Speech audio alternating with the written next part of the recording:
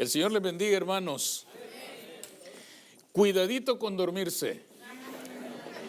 No los estoy amenazando, ese es el título del mensaje de esta noche. El peligro de dormir. Aprovechando este clima tan dormilón, vamos a meditar en la Escritura, hermanos, sobre este asunto tan importante, leyendo en el libro de los Hechos, en el capítulo 20, desde el verso 7 hasta el verso 12. De ahí hemos sacado este título. El libro de los Hechos, en el capítulo 20, desde el verso 7 hasta el verso 12.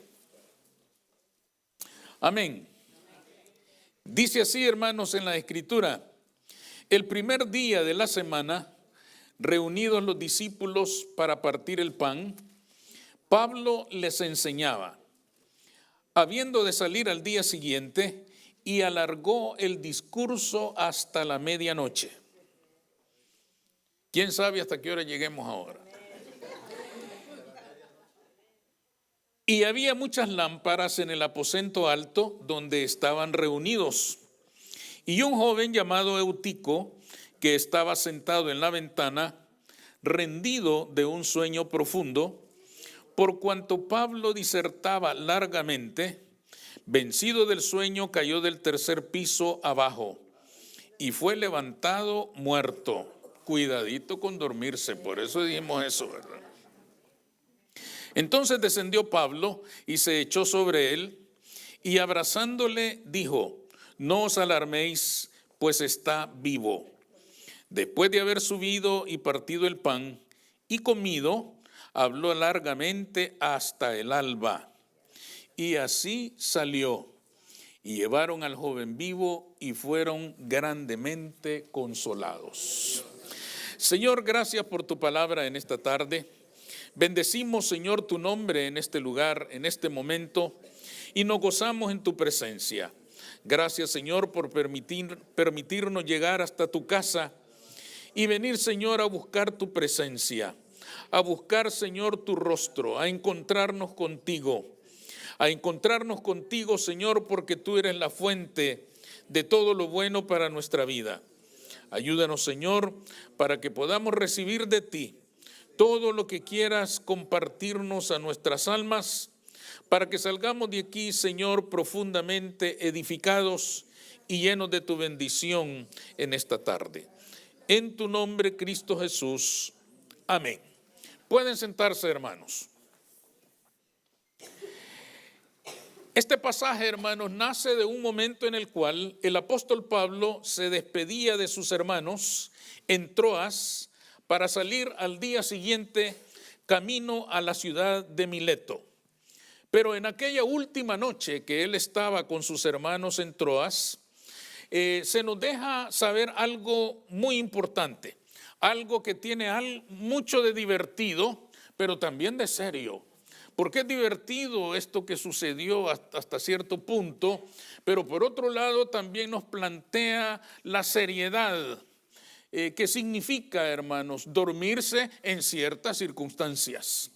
Parece que ser vencido del sueño en ciertas circunstancias es sumamente peligroso, en otras no. Quedarse dormido con respecto a las cosas de Dios es sumamente peligroso. Y ese es el punto del que trata este pasaje y es el punto que nosotros queremos tratar. El peligro de dormirse espiritualmente, el peligro de adormecerse a las cosas de Dios, el peligro de sufrir una caída con consecuencias muy graves, muy serias para la vida de una persona. ¿Qué verdades descubrimos en este pasaje que nosotros deberíamos considerar a fin de no caer en ese sueño peligroso? ¿Qué nos enseña este pasaje para nuestra propia vida personal que nos pueda ayudar a permanecer despiertos a la realidad de nuestro Dios? La primera es la urgencia de estudiar la palabra del Señor. Pablo se está despidiendo, hermanos, de sus hermanos en aquella iglesia. Y sabe obviamente que estos hermanos están urgentemente necesitados de ser instruidos en la palabra del Señor. Él se iba a la mañana siguiente y entonces tiene que aprovechar hasta el último minuto para instruir a sus hermanos en la palabra del Señor. ¿Por qué tenía Pablo tanta urgencia de instruir a esta congregación en la palabra del Señor? A tanta urgencia que utilizó toda la noche hasta el amanecer para instruirles en la palabra. ¿Por qué sentía él, hermanos, una necesidad tan grande de instruir a esta congregación en aquel momento? Porque sabía bien, hermanos, que alrededor de aquella iglesia se multiplicaban los falsos maestros, abundaban las falsas enseñanzas. Los gnósticos y tantos otros movimientos heréticos estaban, hermanos, en su apogeo. Por lo tanto, él siente en su alma la urgencia de dejar bien instruida a aquella congregación, porque sabía que una vez que él se retiraba, iban a quedar expuestos a todas aquellas falsas enseñanzas, a todos aquellos falsos maestros. Además, parece ser que el apóstol Pablo entendía bien una cosa: los falsos maestros nunca van a faltar, las falsas enseñanzas nunca se van a terminar.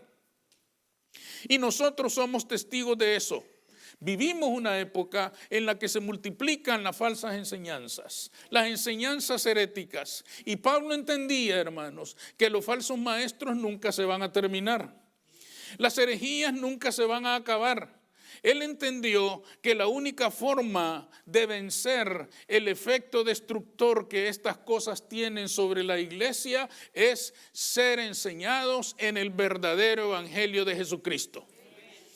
Cuando el verdadero evangelio, hermano, se conoce, se termina el efecto destructivo de la herejía.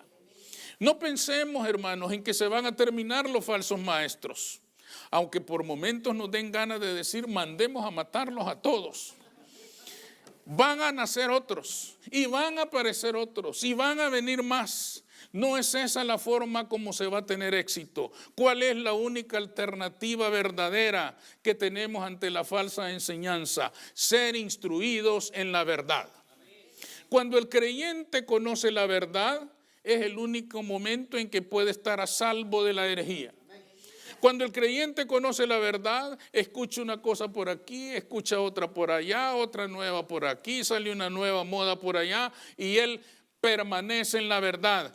Jesucristo es la verdad y la vida, y nadie lo mueve de esa verdad porque la conoce, porque está instruido en esa verdad. Esta era la urgencia de Pablo. Pablo dice, yo me voy, y mañana van a venir a tocarles la puerta y a predicarles tantas cosas y a querer persuadirlos a tantas herejías. ¿Qué opción tengo? Enseñarles. No importa que amanezcamos, pero tengo que enseñarles la palabra para que sepan defenderse de la herejía. Era urgente, por lo tanto, y dice él que disertaba largamente. Disertar es una palabra que significa discutir, preguntar, contestar, profundizar, dialogar, hablar, intercambiar ideas y pensamientos. Es decir, Pablo estaba dispuesto a que lo interrogaran, a que le hicieran preguntas, a fin de que la gente quedara bien claro con respecto al evangelio de Jesucristo. Fijémonos bien que el apóstol Pablo, aunque salía de viaje al siguiente día, no se puso a pensar en descansar un poco porque tenía un largo viaje por delante. Tampoco se dedicó a hacer las maletas o a preparar tantas cosas que podía necesitar para su viaje. Se entregó, hermanos, literalmente a instruir a la congregación porque sabía que esto era cosa de vida o muerte. Y por lo tanto, hermanos, él muy responsablemente se dispone a instruir a la congregación. Esta es la situación. Y en esa situación aparece un joven que se llama Eutico. Dice ahí, como ustedes leyeron, que había muchas lámparas. En aquellos tiempos, sin luz eléctrica, obviamente se iluminaban con lámparas. Y dice ahí que habían muchas lámparas, lo cual nos sugiere que el lugar era grande y que también había mucha gente. Pero ustedes saben que las lámparas, la llama se nutre del oxígeno. Si ustedes le quitan el oxígeno a una vela, se apaga. Quiere decir que las lámparas se nutren del oxígeno. En una reunión muy grande, pues las lámparas toman mucho oxígeno en la habitación. Y cuando el oxígeno disminuye, también da ese sueño que les da a ustedes cuando ponen la calefacción en el carro, ¿verdad? ¿O no les da? Por esto pasa. Ponen la calefacción y comienzan ustedes a dormirse. Y ya deciden pasar a por un café de esos Starbucks, de esos venenosos, ¿verdad? Que verdaderamente despiertan, porque ustedes sienten el sueño que inmediatamente comienza a caer. Y esto es lo que le sucedió a este joven. Dice que ante tantas lámparas, ante aquella multitud, él comenzó a adormecerse y cayó del tercer piso. ¿Por qué es importante esto para nosotros?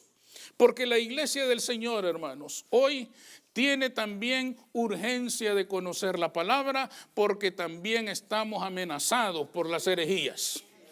Porque también vemos multiplicarse a los falsos maestros y escuchamos hablar tantas cosas, de todos los colores, de todas las formas, desde cosas más o menos razonables hasta barbaridades increíbles. De todo escuchamos y todo es cristiano y todo está dicho bajo la unción del Espíritu. Y todo ha sido revelado por el Señor. Y el Señor ha hablado en sueños. Y el Señor ha hablado en visiones. Nadie dice el Señor me habló cuando estaba ayunando. No, el Señor me habló en sueños. Me comí 10 pupusas y el Señor me habló.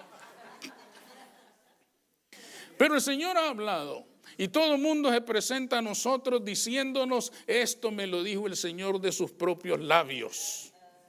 Y todos lo creemos como la verdad. Eso no se va a terminar nunca, pero si conocemos la verdad, no vamos a ser engañados.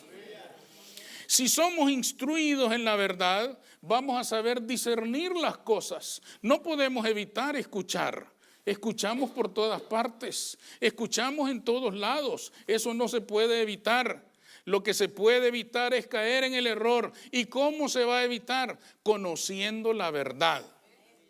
Sin instrucción no tenemos esperanza ante las herejías. Sin instrucción cualquiera nos llega a tocar la puerta y nos deja convencidos. Y hasta nos vamos con ellos de una vez. Porque no tenemos argumentos, porque no tenemos nada que decir, porque simplemente las personas nos dicen, el Señor dice, amén, vámonos todos juntos. Si no conocemos la verdad, nosotros no tenemos esperanza. Parece ser, hermanos, que las muchas velas, hoy ya no nos iluminamos con velas. Gracias a Dios, porque entonces, quién sabe, ya estaríamos dormidos todos. Hoy ya no nos iluminamos con velas, porque hoy tenemos un cristianismo cómodo, con aire acondicionado cuando hace frío, o con calefacción cuando hace frío, y con aire acondicionado cuando hace calor. Las sillas son tan cómodas que cuando uno está aquí ve a algunas hermanas durmiendo y hasta decide hablar más bajito porque siente pena y dice, la voy a despertar. ¿Qué hago, Señor? Porque las sillas son cómodas, uno se siente y dice, recibo, Señor. Si a ti te place que te alabe en sueños, amén. Es una situación, hermanos, de mucho confort, de mucha comodidad. La práctica de un evangelio fácil, sin compromisos, sin trabajo, sin esfuerzo, ha producido que nos vayamos adormeciendo todos ante tanta comodidad. Así como experimentamos el efecto de poner la calefacción en el automóvil, así la comodidad excesiva nos ha ido quitando el compromiso con nuestro Dios. Pensamos, hermanos, pensemos que es mejor conducir con un poco de frío que ir calientitos y dormirnos. Y vamos a ir a despertar en el impacto. Vamos a ir a despertar hasta que digamos, Dios mío, Jehová de los ejércitos, ¿qué ha pasado? Que te dormiste por tanta comodidad. La iglesia de hoy, hermanos, no pasa frío ni pasa calor. Mucho menos sed y menos que nada hambre, porque de eso sí no conocemos. No sabemos ni cómo se escribe esa palabra. Estamos muy cómodos. El evangelio de hoy, hermanos, no nos demanda nada. Aquí todo es voluntario. Oramos si nos da la gana, si no, no. Leemos la Biblia si queremos y si no, no. Nos congregamos si tenemos ganas y si no tenemos ganas, mejor vemos televisión. Nada es obligatorio, nadie tiene compromiso. Nadie se siente comprometido con el Dios que le ha dado la vida. Nadie se siente comprometido con el Dios que le bendice 24/7. Nadie siente gratitud para el Dios que le guarda, para el Dios que le da el trabajo, para el Dios que lo bendice de tantas formas y de tantas maneras. Todo es voluntario. Si tenemos ganas, lo hacemos. Si no tenemos voluntad, no lo hacemos y no pasa nada. En este clima tan cómodo, nosotros creemos que bien podemos llegar a la mitad del culto y vale porque fuimos.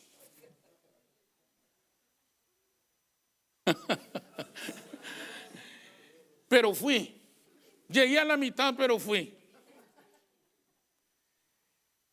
Hemos hecho de esto, hermanos, una actividad sin propósito. Llegamos y como no llegamos a buscar nada, nada encontramos. El Señor mismo dijo, el que busca hallará y al que llama se le abrirá. Pero si no buscamos nada, nada vamos a encontrar.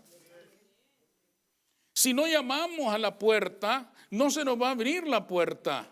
Nosotros tenemos que llegar a la casa del Señor en busca de algo. Venimos a la iglesia si queremos y si no, no.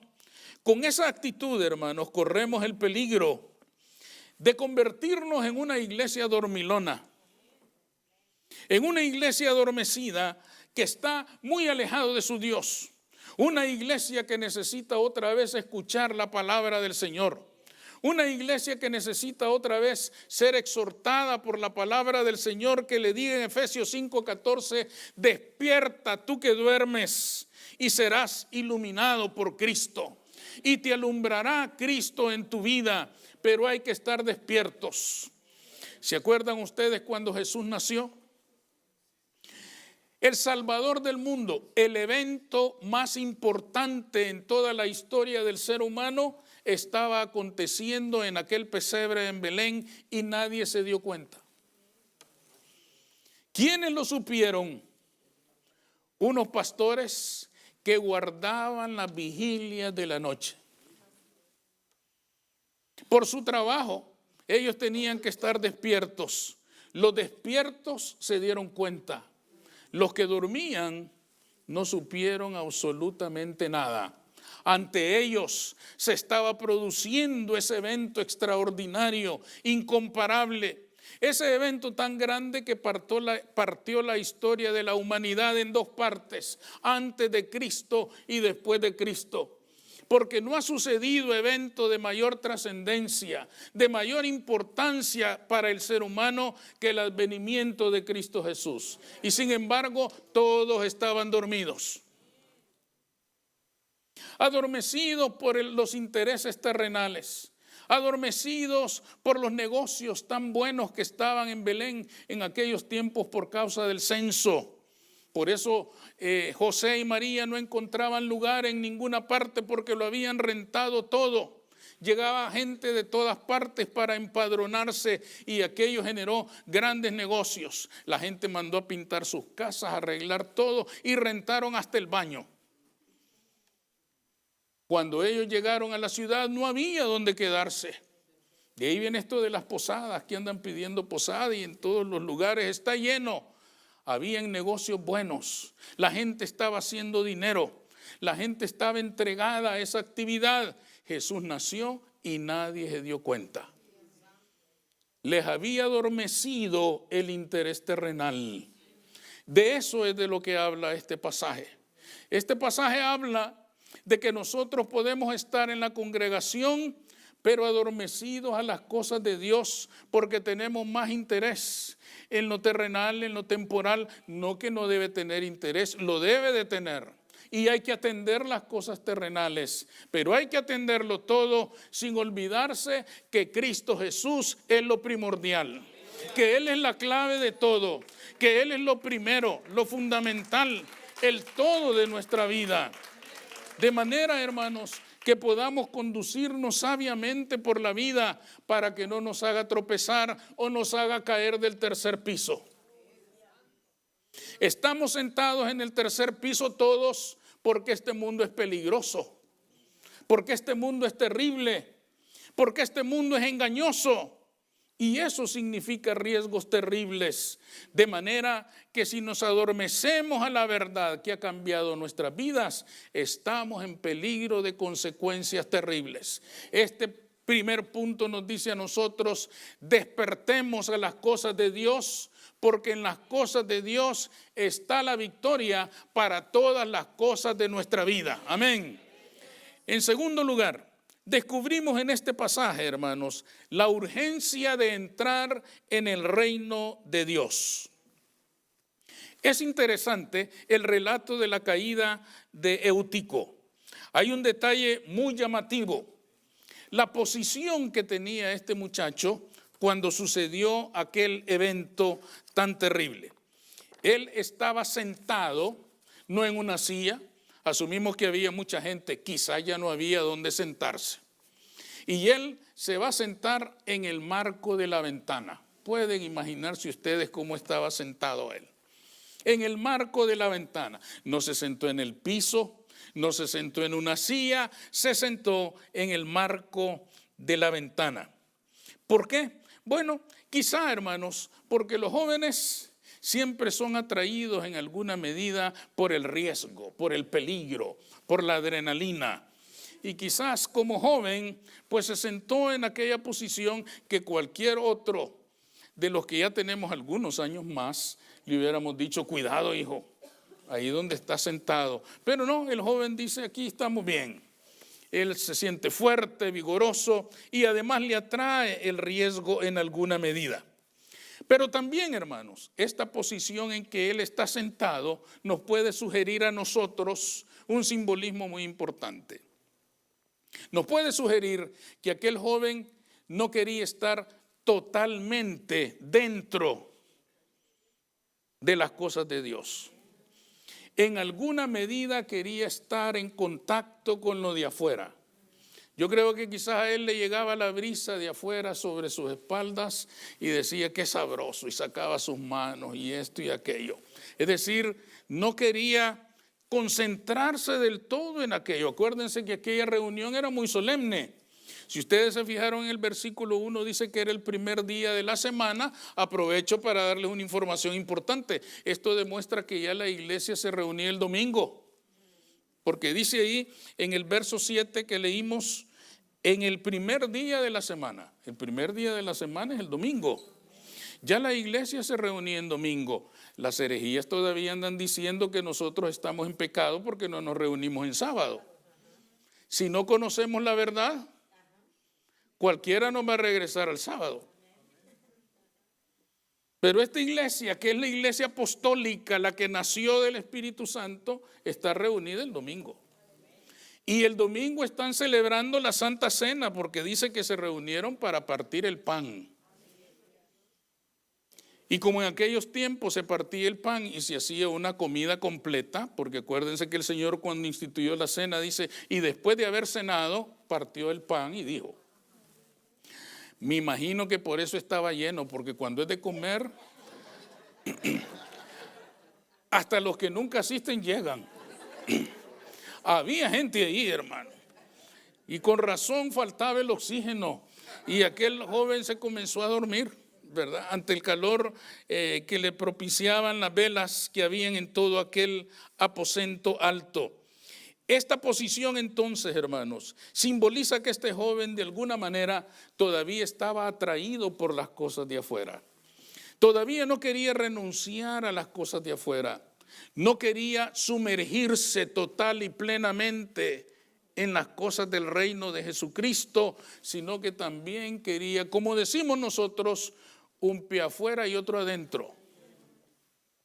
Y le parecía a él que de esa manera se vivía mejor la vida cristiana. Le atraía lo de afuera. La vista de las cosas de afuera, hermanos, le distrajo. Y quizá esto contribuyó también al adormecimiento. ¿Por qué? Porque ustedes se han fijado que al perder la atención de lo que alguien está hablando, más fácil dormirse, ¿verdad? Si ustedes no me están siguiendo, ya van a empezar a bostezar. Porque es más fácil cuando se pierde la atención dormirse. Entonces este muchacho, hermanos, con ese estar una parte aquí y otra parte allá, se distrajo más fácilmente, se durmió y se cayó desde el tercer piso. Hoy en día, hermanos, todos deberíamos estar en el reino de Jesucristo. Amén. Desde Juan el Bautista, el evangelio comienza con este gran anuncio: arrepentíos, porque el reino de los cielos se ha acercado. ¿Pero qué es el reino? Reino en la Escritura, hermanos, una palabra griega, basileia, es la que aparece en el Nuevo Testamento, significa gobierno, autoridad, soberanía, señorío. Quiere decir, hermanos, que cuando Juan el Bautista decía arrepentíos porque el reino de los cielos se ha acercado, él estaba diciendo el gobierno de Dios ha venido a nosotros en el Mesías. El reino de Dios se hace realidad cuando Cristo gobierna la vida de una persona. Por eso cuando Jesús les enseñó a orar a los discípulos, les enseñó el Padre Nuestro. Padre nuestro que estás en los cielos, santificado sea tu nombre, venga a nosotros tu reino. ¿Y qué significa reino? La siguiente línea nos dice esto que estamos afirmando: hágase tu voluntad, así como en los cielos, también aquí en la tierra. Es decir, ahí en los cielos, todo el mundo angelical está gobernado por ti. Que nosotros también estemos gobernados. Yo creo que el Señor decidió enseñarles a orar así porque les dijo: ustedes son ingobernables. Pídanle al Señor que lo gobierne, que sea Él el Señor. Fíjense que Señor y reino son dos palabras asociadas directamente. No hay reino si no hay un Señor que gobierna, un Señor que tiene el control, un Señor que dice qué es lo que hay que hacer y lo que no hay que hacer. Pero el reino, hermanos, a veces nosotros lo entendemos de tantas maneras que pensamos que ya estamos en él. El Señor Jesús, cuando estuvo en la tierra, encontró un montón de gente que creía estar en el reino. Y les dijo esto: ¿por qué me llamáis Señor, Señor, y no hacéis lo que yo digo? Porque si dicen estar en mi reino y yo soy su Señor, deberían hacer lo que yo digo. Pero cada quien hace lo que quiere. ¿Por qué me llaman Señor entonces? El Señor les estaba diciendo: no porque me digan Señor están en el reino. Estarán en el reino cuando hagan mi voluntad. Estarán en el reino cuando hagan mi voluntad. ¿Y cómo vamos a hacer la voluntad de Dios si no la conocemos? Y la voluntad de Dios está revelada en su palabra. Y si no conocemos la palabra, no vamos a conocer la voluntad de Dios.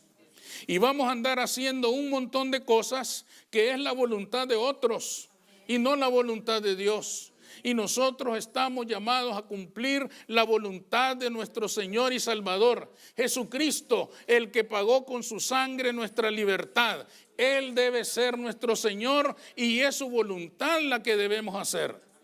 Pero su voluntad está revelada en la Escritura. Por eso dice el apóstol Pablo en la carta a los Romanos: la fe viene por el oír y el oír la palabra de Dios.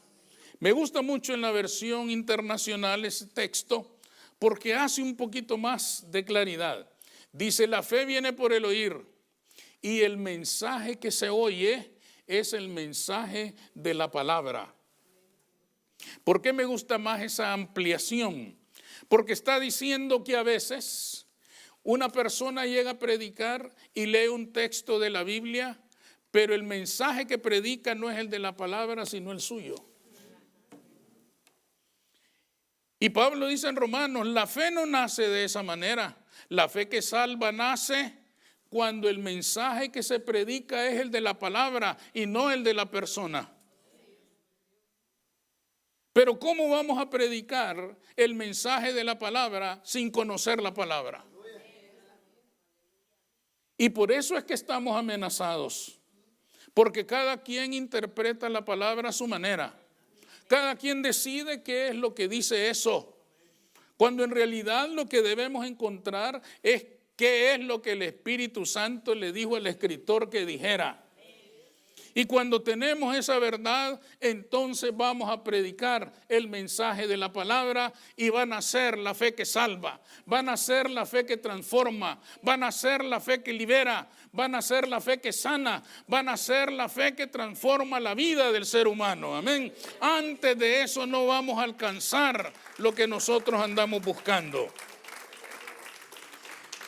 De manera, hermanos, que al entender el concepto de reino, nosotros podemos ahora asumir que podemos estar en la iglesia y no estar en el reino. Porque podemos estar en la iglesia sin hacer la voluntad del Señor. Y si ese fuera el caso, estamos en la iglesia y eso está bien. Pero no hemos entrado todavía en el reino. Con razón dice la Escritura que la puerta para entrar al reino es estrecha, porque no es cosa simple, porque no es cosa sencilla, porque hay que rendir nuestra voluntad al Rey de Reyes y Señor de Señores para poder entrar en ese reino que todos anhelamos.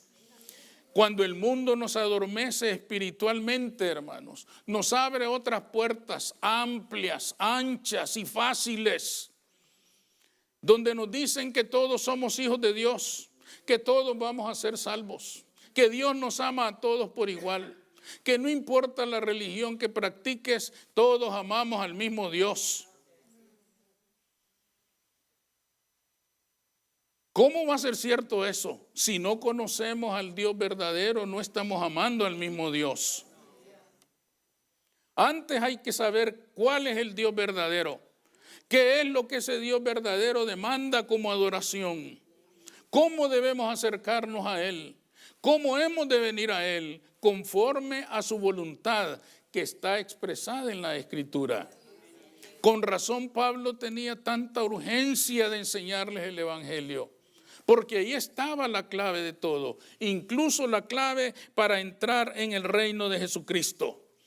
El verdadero evangelio, hermanos, nos atrae al reino de los cielos. Los falsos evangelios nos atraen a los reinos de la tierra. Reinos materiales, reinos materialistas, reinos donde lo que se buscan son beneficios puramente terrenales, literalmente económicos y no espirituales. El mismo apóstol Pablo dice en la carta a los Romanos que el reino de Jesucristo no es comida ni bebida. Que el reino de Jesucristo no es cosa de aquí abajo. El reino de Jesucristo es cosa de allá arriba. Allá donde está la gloria del Padre y desde donde desciende su bendición para todo aquel que quiere entrar en su reino. Amén. Desde donde desciende su bendición para todo aquel que lo confiesa como su rey y se declara siervo del Dios Altísimo, siervo del Dios verdadero, servidor del Dios que vive y reina por los siglos de los siglos. Amén. Entonces comienza a descender esa bendición que nosotros tanto anhelamos. Asegurémonos entonces de estar en el verdadero evangelio, porque ese es el que nos va a llevar al reino de los cielos. Y finalmente, hermanos, este pasaje nos enseña la urgencia de conocer la palabra antes que los milagros. Este es otro detalle importante. Ustedes se han dado cuenta en la lectura que Eutico cayó desde el tercer piso y dice ahí, hermanos, por el verso 9, y fue levantado muerto. Algunos dicen que muerto literalmente, otros dicen que simplemente inconsciente de la caída.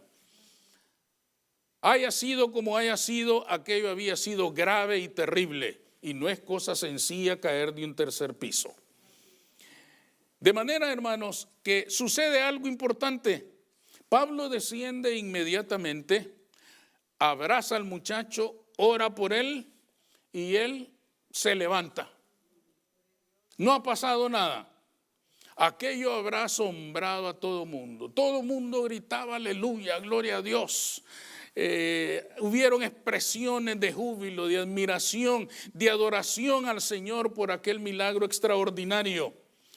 Pero lo que a mí más me asombra es que Pablo parece decir, bueno, esto ya pasó, subamos que tenemos que seguir. Eso a mí verdaderamente me asombra. Pablo dice, bueno, ya pasó, el muchacho aquí está, denle de comer, porque como nosotros y ellos creemos que el que come está vivo. Entonces dicen, denle de comer, y él comió y dijo, bueno, esto ya terminó, sigamos con lo que nos ocupa. Enseñar el evangelio de Jesucristo, y siguió hasta el amanecer. Quiere decir, hermanos, que Pablo no dejó que el asombro de aquel milagro maravilloso sustituyera lo que él consideraba más importante: conocer el evangelio de Jesucristo. El milagro era maravilloso, el milagro había glorificado a Cristo, por supuesto que sí.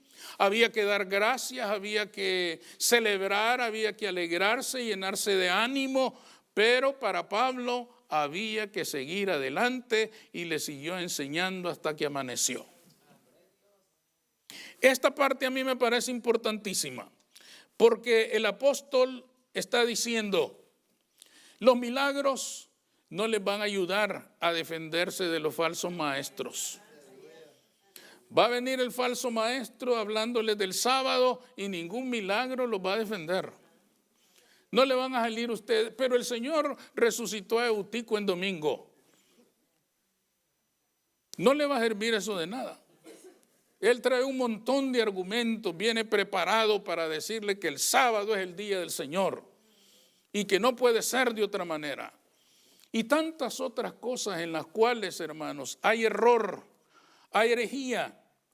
Pablo dice, los milagros no les van a servir cuando venga el falso maestro. ¿Qué es lo que les va a servir? Conocer la verdad. Eso es lo que los va a defender. Ese va a ser su escudo. Eso es lo que les va a permitir enfrentar al falso maestro, cuanto conozcan el evangelio de Jesucristo. Pero los milagros no. Los milagros nos ayudan a fortalecer nuestra fe, a renovar nuestra esperanza, a crecer en nuestra convicción de que nuestro Dios es todopoderoso. Pero cuando viene el falso maestro, necesitamos algo más que eso. Necesitamos conocer la palabra del Señor. Esto para mí es importante, porque si ustedes se fijan, hoy en día los milagros no convierten a nadie. Si los milagros convirtieran, hermanos, las noticias estarían llenas de todos los milagros que suceden en todas las iglesias todos los días o todos los domingos por lo menos. Pero nadie se ocupa de eso. Es más, cuando alguna referencia se hace a algún milagro que el Señor haya realizado en alguna campaña, dicen que es mentira, que fue algo preparado, que fue esto, que fue lo otro. ¿Qué quiere decir esto, hermanos? Los milagros no convierten a nadie. Si los milagros convirtieran, bastaría con ir a un hospital a orar por los enfermos, uno que se sana y todos se convierten. Pero uno se sana y nadie se convierte. Lo que convierte, como ya hemos dicho, es el evangelio. La fe viene por el oír y el oír la palabra del Señor. Eso es lo que convierte el alma del ser humano. Por lo tanto, el apóstol Pablo dice, no hay que darle más importancia a las señales. Hay que darle toda la importancia al que hace las señales. No hay que darle tanta importancia a los milagros. hay que darle toda la importancia al Señor de los milagros que se llama Jesús de Nazaret. Él es el que debe tener toda nuestra atención. En Él debemos concentrar todo nuestro pensamiento. Él debe de ser la clave.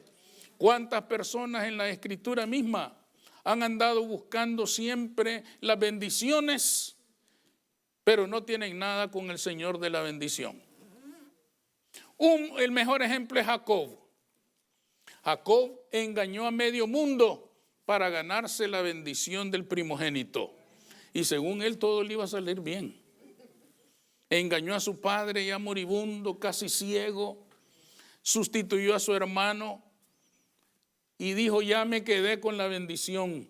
Lo único que se sacó es que su hermano le dijera, días de luto vienen a la casa de mi padre. Que es lo mismo que decir, donde lo encuentre lo mato. Y tuvo que salir huyendo. ¿Y de dónde sacó él semejante idea de que Dios lo iba a bendecir, aún usando este método? De no conocer a Dios. Él viene de una familia religiosa, pero no le enseñaron a conocer a Dios. Si él hubiera conocido a Dios, hubiera sabido que no se podía acercar a Él engañando, suplantando, faltando el respeto a sus mayores.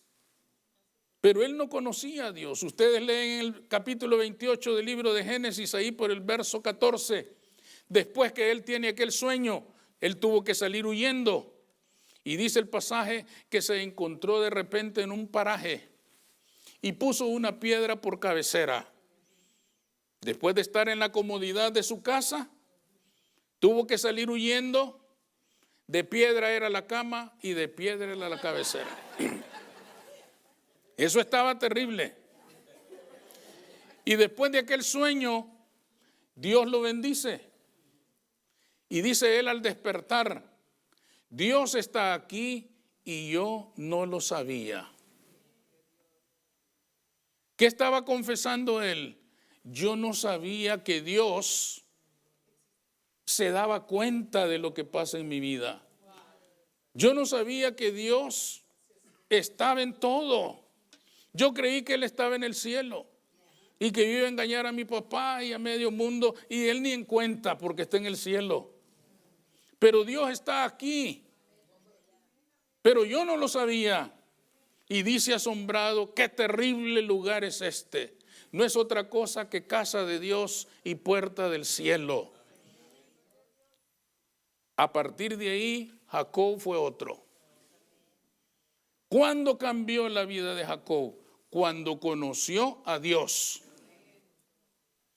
Jacob es un ejemplo entonces, hermanos, de aquella persona que anda buscando la bendición, pero no tiene nada con el Señor de la bendición. Y a la casa del Señor hemos de venir a buscar al Señor de la bendición. Y Él nos dará la bendición. Es nuestra relación con Él lo que va a transformar nuestra vida. Por lo tanto, hermanos, más que buscar la bendición o el milagro, la provisión o esto o aquello, hay que encontrarse primero con el Señor de la provisión, con el Señor del trabajo, con el Señor de la salud, con el Señor de la paz, con el Señor de la armonía. Porque si no nos encontramos con Él, no nos vamos a encontrar nada. Él es la fuente de todo. Por lo tanto, no busquemos las señales, busquemos al Señor de las señales. Él es el que necesitamos. Él es nuestro auxilio y nuestra fortaleza. Él es quien nos va a dar respuesta a nuestras necesidades. A Él venimos a buscar. Amén. Y entonces vamos a ver milagros, y vamos a ver provisión, y vamos a ver sanidad, y vamos a ver todo lo que nuestra vida necesita, porque nos hemos encontrado con el Dios que hace todo eso. Amén. Es importante entonces, hermanos, que nosotros comprendamos que ciertamente despertar a las cosas de Dios es fundamental en nuestra vida, y que el camino más exacto, más preciso para despertar a las cosas del Señor es conocer su palabra. Dediquemos, hermanos, tiempo a estudiar la palabra. Busquemos, hermanos, medidas, medios para que podamos estudiar la palabra organizadamente. Porque mientras mejor conozcamos la palabra, mejor conoceremos al Dios de nuestra bendición. A ese Dios al que andamos buscando.